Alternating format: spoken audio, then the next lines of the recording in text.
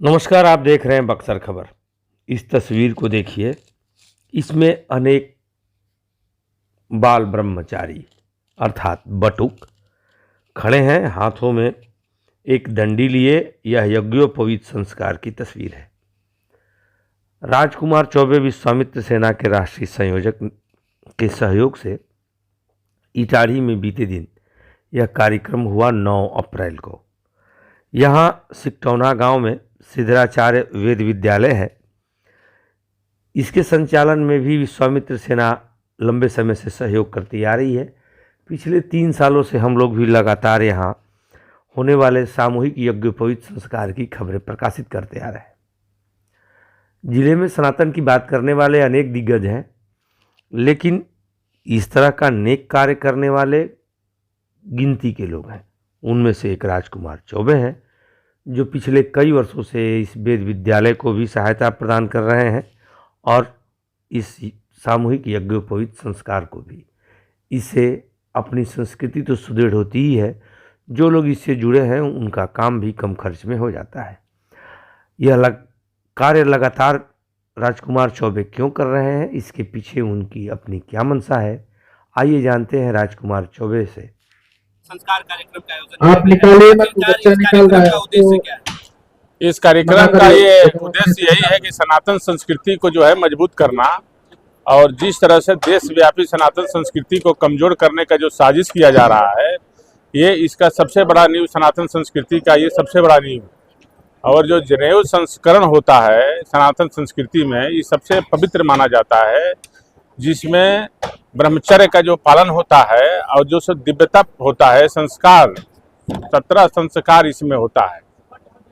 तो ये एक महान जो है सनातन संस्कृति का एक उपनयन संस्कार है। और हमारे हिंदू सनातन संस्कृति में ये शादी से कम नहीं होता, ये इतना बड़ा त्यौहार की तरह मनाया जाता है, ये पवित्र जो है, तो इसका बहुत शक्ति है। इसलिए सनातन संस्कृति को मजबूत करने के लिए ये सबसे बड़ा ये जो है ये कड़ी है जोड़ने का।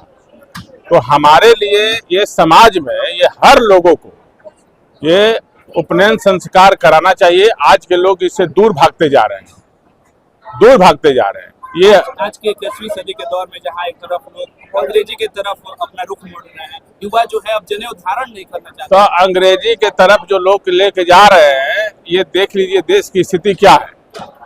लोग अपने माँ बाप को वृद्धाश्रम में छोड़ के आ रहे हैं, उसी का देन है। माँ से बाप से प्रेम बच्चे नहीं कर पा रहे हैं। ये संस्कार होता है, माँ बाप का सबसे बड़ा शक्ति होता है ये संस्कार। जो बच्चों को एक संस्कार दिया जाता है, जिसको माँ बाप को लोग भगवान का दर्जा देते हैं, दर्जा देते हैं ना। ये हम लोग भी यही सीखे हैं कि अपने माँ बाप धरती का सबसे बड़ा भगवान है। तो लोग इससे दूर भागते जा रहे हैं। जो अंग्रेजी जो सिखाते हैं उससे संस्कार खत्म हो जा रहा है। हम लोग हाय हेलो पे चले गए, हम लोग प्रणाम करते थे, अब लोग हाय हेलो कर रहे हैं, पैर छूते हैं। उसका भी एक बहुत बड़ा कारण है, हम लोग पैर छूते हैं ना, दोनों किसी के यहाँ जाते हैं तो पैर छूते हैं। ये एक बहुत बड़ा संस्कार है। ये अब वैज्ञानिक पद्धति भी है इसमें। कहने का मतलब है कि जो हमारा इस सदियों से लाखों वर्षों से ये बनाया गया है, ये ऐसे नहीं बनाया गया है। वैज्ञानिक भी इसको प्रमाण दिया है कि कितना बड़ा जो है ये पहले से हमारा प्राचीन सनातन संस्कृति का सबसे बड़ा आधुनिक विज्ञान भी नतमस्तक हो गया है, लेकिन हम लोग नहीं समझ पाते हैं। आज अमेरिका से लेके यूएस और ब्रिटेन जितना दुनिया का विकसित देश है, जो डेवलप कंट्री है, ये आपका सनातन संस्कृति का अनुकरण करके सबसे विकसित राष्ट्र बना है, और हम लोग उसको पीछे भागते जा रहे हैं। आज हम लोग का कभी सोचे थे कि वृद्धाश्रम खुलेगा? आप लोग आए दिन वीडियो के माध्यम से, आप लोग युवा हैं, आप लोग देख रहे हैं कि जो पढ़े लिखे लड़के हैं, जब शादी हो जाता है तो माँ बाप को लोग छोड़ देते हैं, और या तो वृद्धाश्रम में छोड़ देते हैं। रोज आए दिन बड़े बड़े घरों की कहानियां गांव तक फैल गया है ये। तो इससे ये संस्कार आता है, ये घर में दिव्यता आती है, प्रसन्नता आती है, इसमें बहुत कुछ है। अच्छा, एक सवाल ये रहेगा कि आप एक साइड बोल रहे हैं कि संस्कार से जोड़ रहे हैं, ये पवित्र संस्कार करा के बच्चों को संस्कार जोड़ रहे हैं, वही तरह बड़े बड़े स्कूलों में जहाँ पर मौलिक सूत्रा और तिलक लगाने पर भी रोक लगाई है, उसके लिए क्या? ये दुर्भाग्य है, ये हमारी कमजोरी है, ये हमारी कमजोरी है। हमारी शक्ति को हम लोग खुद छीन कर रहे हैं। आज के डेट में जो तिलक और चंदन का जो है, आने वाला समय में कोई दिन में आपको लोग कहेंगे कि आप सनातनी और हिंदू कहने पे आप ही के देश में आपको खदेड़ा जाएगा। इसके खिलाफ लड़ना होगा, गांव गांव तक जाना होगा, सारे लोगों को समझाना होगा हम कितने प्राचीन और कितने पुराने हैं और हमारा इतिहास सनातन संस्कृति से है। हम सनातन संस्कृति के ऊपर है, हमारी शक्ति है सनातन संस्कृति की, और इसी के खिलाफ विश्वामित्र सेना जो है यात्रा कर रही है और सनातन संस्कृति की लड़ाई लड़ रही है। इसी का दिन है कि आज बक्सर जो है सनातनमय हो गया। आज हर लोग बक्सर में राम और सनातन की बात कर रहे हैं, सरकार भी कर रही है। तो ये ताकत है, आज सबको झुकना पड़ रहा है और सबको जाना पड़ेगा सनातन की तरह। सनातन कमजोर नहीं है, कमजोर हम बनाते हैं सनातन को। सनातन के खिलाफ कोई बोलता है तो हम एकजुट नहीं होते हैं। जब कोई सनातन के खिलाफ बोलता है तो हम एकजुट नहीं होते हैं, हमको शर्म आती है। कोई तिलक चंदन लगा के कोई घूमता है तो लोग उसको क्या समझते हैं, लेकिन सबसे बड़ा शक्तिशाली होता है तिलक चंदन, जो है कॉन्फिडेंस और एक दिव्यता शरीर के अंदर एक बल प्राप्त होता है इससे। यह है इसमें सरकार को बढ़ चढ़ के हिस्सा लेना चाहिए, जो भी स्कूल में तिलक और मौलिक सूत्र जैसे एकदम होना चाहिए। सरकार से हम तो कई बार मांग कर चुके हैं कि जो हिंदू का सनातनियों का जो प्राचीनतम है इसको हर स्कूल में ये लागू करना है। सरकार का ये बाध्य न करे कि हम तिलक नहीं लगाएंगे, चंदन नहीं लगाएंगे, तो ये इसका ये नहीं है। हमारा सनातन संस्कृति हिम्मत भी नहीं है किसी का, है हिम्मत कोई बताइए तो कौन स्कूल और कॉलेज वाला हिम्मत है कि जो कहता है कि सनातन संस्कृति का तिलक और उस पर रोक लगाए? है हिम्मत कौन होगा? प्राइवेट कॉलेजों में आए दिन सुनने को मिलता नहीं नहीं, ऐसा अभी कुछ नहीं है, अभी कहीं नहीं है तो इसका विरोध जो है भयानक होगा। हिंदुओं का देश है, सनातनियों का देश है। दो चार लफुओं के वजह से ये सनातन कमजोर हो जाएगा?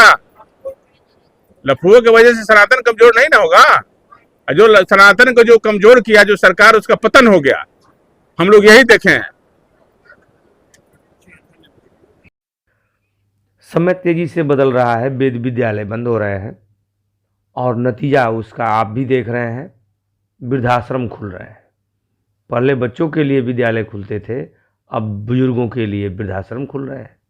यह बदलते सामाजिक परिवेश का सबसे बड़ा और दुखद अनुभव है जिसे हम और आप महसूस कर रहे हैं।